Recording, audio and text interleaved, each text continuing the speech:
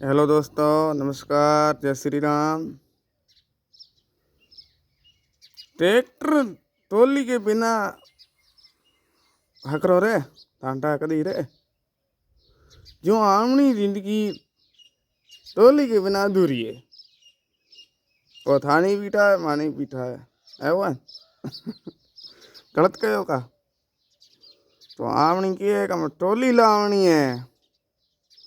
Tractor तो कटा लीवड़ो है पण ट्रॉली लावनी है यार। ट्रॉली के बारे में आप क्या कहना चाहो वो थोड़ा कमेंट में जरूर बताया साहब के थोड़ो काम हो अधूरो हो रही है।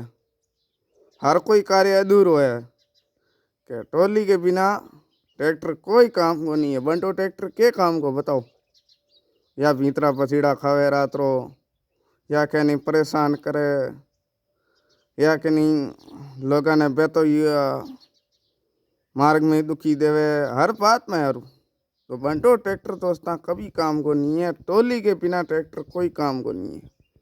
तो हमेशा याद रखना आपने ट्रॉली लानी बहुत जरूरी है। नहीं लावे तो आप कहाँ क्या मारो ट्रॉली लाओ। तो ट्रॉली बिना मारे कार्य अधूरो है। धन्यवाद, गुड बाय।